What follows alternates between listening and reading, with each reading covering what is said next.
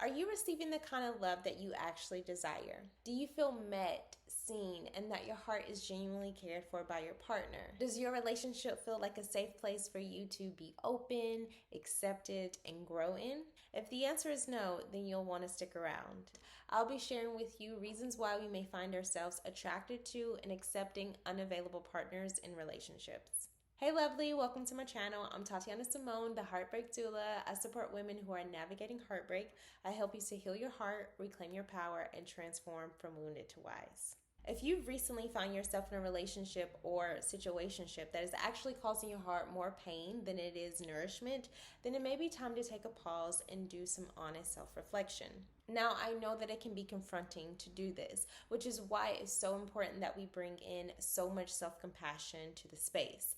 And remember, I am here. So let's take a deep breath, feel our feet on the ground, and let's get into it. Before we dive in, I am so excited to share that the Ordinance of Love Retreat is happening this October here in LA. If you're ready to rewrite your love story with you as the main character, then this retreat is for you. We'll be deep diving into our relationship templates and seeing how they impact the way that we show up in love. We'll be releasing outdated energy from old lovers and past relationships. We'll also be creating new declarations of love that is actually aligned with the truth of our hearts in this moment. If you're feeling called to gather with heart-centered women, experience transformative healing, and have a lot of fun in the process, then join Ordinance of Love. Be sure to click the link below or go to tatianasimone.com/retreat. Now, when it comes to accepting unavailable love, there's often an aspect of ourselves that is unavailable. Many of us are familiar with the law of attraction, and so we may have the inclination to want to chalk this up as, oh, if the person that I'm involved with isn't available and I'm not available, then that's how we became an energetic match for each other.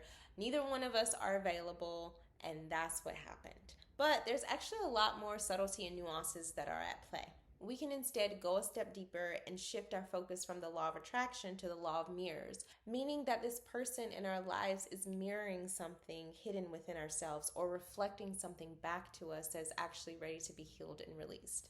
When we begin to see from the broad perspective or from the soul's perspective, we can ask ourselves, what role is this person playing? What is this relationship here to teach me? Or what is it revealing to me? For me, when it came to a past relationship that I was healing from, I realized that I often felt like an option in that relationship, like not fully chosen. And as I continued to heal, I began to see all of the ways that I was treating myself like an option. And what that looked like for me was not fully believing in myself, not taking action towards my dreams, not prioritizing myself or following through on my commitments to myself. It was putting others before me and my desires. It was treating the things that were actually important to me like an option. That relationship shined a light on that pattern that I was operating in, and it shined a light on that aspect of myself. And once that happened, I was able to heal and release that pattern and move forward from a place of truly honoring myself and my value. And that began to be reflected to me in my new connections and relationships. The current relationship that we're experiencing can also be mirroring relationship dynamics from our past, particularly our family dynamics. It can be helpful to explore your relationship with your mother, father, and or caregivers to see what patterns may be repeating and revealing themselves in your present-day relationships. We're attracted to and subconsciously drawn towards what feels familiar to us. So if we experience love that felt unavailable or inconsistent growing up, then it's a natural response for us to also seek that familiarity in our adult relationships, to seek love that matches that particular blueprint. This is why it is so powerful to explore our relationship templates and blueprints. It's like it gives us the cheat codes into all the hidden things within our identities and beliefs and patterns around love, relationship, intimacy, and connection.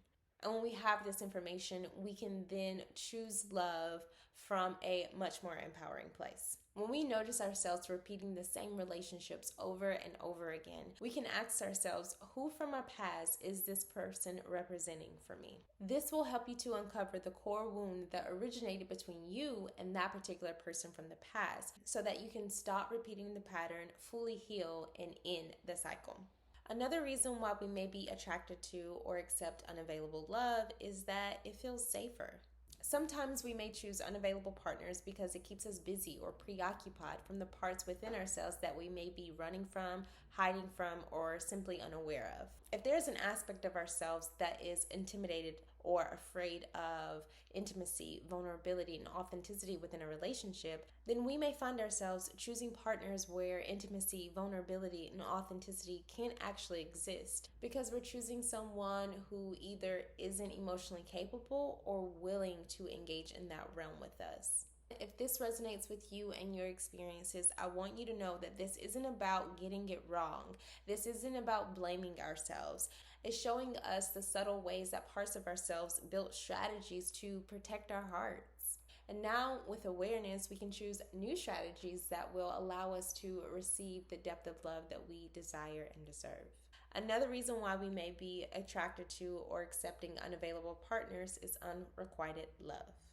Unrequited love allows us to live in a fantasy where we don't get too close to experience the realness or the depth of a connection. Oftentimes, with unrequited love, we're only seeing a fraction of the relationship. We are only seeing what we want to see. But if we allow ourselves to see the full picture of that relationship or situationship, then we'll likely see that that connection isn't really offering the level of love that we think that it is. This is another form of self-protection. We can think about this as only allowing ourselves to hang out in the shallow side of the pool within relationships versus venturing into the depths. When we're in intimate connections, intimate relationships, it will inevitably bring up different things within ourselves. The beautiful thing about relationships is that it is actually an opportunity for us to grow and evolve. It is also a container for healing. And if we are allowing ourselves to continuously be in relationships that are rooted in fantasy versus realness and depth, then we aren't really allowing ourselves the fullness that is available to us to grow within relationships and evolve. It can be confronting and uncomfortable for us to meet these different aspects of ourselves that come up within a relationship that is filled with depth, which is why choosing unrequited love or fantasy relationships can sometimes feel like the safer option. When we're experiencing unrequited love or fantasy relationship, oftentimes it only is allowing some of our needs to be met, but not all of them, or at least not the ones that are aligned with who we are in the present moment. An example of this is I was involved with someone that I knew, we both knew, that us being in a relationship was never going to be possible for more reasons than I can list. But it felt so good for the both of us to engage with each other where it felt like there was a real possibility for us to be with each other. And when we weren't engaging with each other in this way, it felt even better for me to daydream and wonder what it would look like and feel like and be like to actually be with this person in the way that I wanted to be with them. This kept my mind so busy that I wasn't even realizing that I was choosing a relationship that would never give me what it is that I actually wanted. And because I was allowing my heart to be so occupied by something that wasn't rooted in realness, I was actually closing myself off to the possibilities of real connection in everyday life. The needs that were being met in that particular connection were the needs of my inner teenager, my 15-year-old self. 15-year-old Tatiana, who wanted attention from all the boys. She was getting her needs met in that connection or situationship. Not adult Tatiana, not present-day Tatiana, who's actually interested in building a healthy, conscious relationship that is filled with genuine love, depth, and reciprocity. Unrequited love and fantasy relationships also takes us out of the present moment and oftentimes out of our bodies. We're literally off in a fantasy land majority of the times when we think about this particular relationship or when we're engaging in this relationship. And it's from being grounded in our bodies and present in the moment that we're actually able to tune into what it is that our hearts are longing for and discern who and what is aligned with that and who and what is not. We can also find ourselves attracted to and accepting unavailable partners because we feel we have to prove ourselves and our deservingness of love. When we willingly pursue or choose a partner who isn't open to, ready for, or capable of meeting us the way that we want to be met in relationship, oftentimes our immediate thought is, oh, I can change your mind. Let me show you how amazing I am, how worthy I am, how lovable I am. Then you'll want to commit. Then you'll want to choose me. Then you'll see how valuable I am. When we're in this dynamic, what we're really saying is, let me prove to you how worthy of love I am. And in you choosing me, I will then feel validated. I will then feel loved. And all of those thoughts and beliefs and insecurities that try to say otherwise, that try to tell me how unlovable I am, will finally be quiet. But the truth is, that's not how it works. When someone shows us, or in many cases tells us, who they really are, it's up to us to believe them. And so, with that, instead of trying to prove how lovable we really are, we can shift our focus to ourselves and choose ourselves. Choose to validate our own selves. With this, we come into a space of remembering our inherent wholeness. We remember that we are loved by all of creation. We remember that love can never actually be taken away from us because we are love. We are infinite love. And so we never have to fight or prove or strive for love. And with that knowing, we can come back to our true nature and call in love that is much more aligned with us and that will never intentionally make us question or prove our worth, value, or lovability. Being attracted to partners who are unavailable can also be because our baseline of love is low. We can only receive love to the level in which we give it to ourselves. And how we give love to ourselves is directly impacted to the love that was modeled to us during childhood. If we grew up in a home where love felt abundant and safe, and we truly felt accepted and able to fully express ourselves, where we felt nourished by our caregivers more often than not, and we experienced support and reassurance when we needed it most. If we grew up feeling validated and cherished and able to vulnerably share our truths, then showing up in intimate relationships from an open and empowered place may be something that we trust ourselves to do. This doesn't necessarily mean that if this was our childhood experience, that relationships will always come easy to us or our relationships will be problem-free, but it is to say that our foundation of giving and receiving love has a healthy baseline. So we're able to willingly engage in intimacy and connection from a place of openness and curiosity. However, many of us may not have experienced that kind of nourishment during our childhood, or at least not to the degree that we would have liked. And remember, this isn't a judgment on ourselves or our families. This is simply revealing to us the things that have impacted the way we show up in love.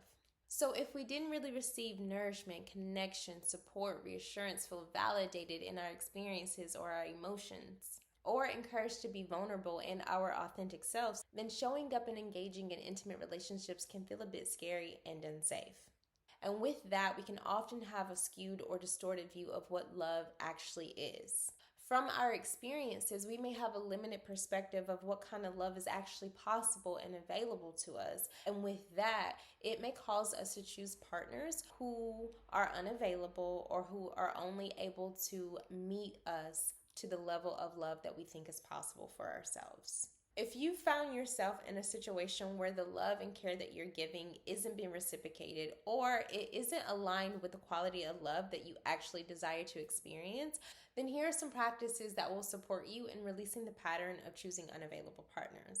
The first thing that you can ask yourself is this fun for me anymore? We will continue a pattern until it is no longer serving us. So by asking ourselves, is engaging in this particular relationship still fun for me? Is it still serving me in some way? In what ways is it not serving me? Sometimes the way that a pattern is serving us or benefiting us can be hidden in the subconscious or very, very subtle. Asking these questions will allow what is hidden to come to the surface and reveal the truth of our behaviors and our choices. And from there, we can consciously choose a different path.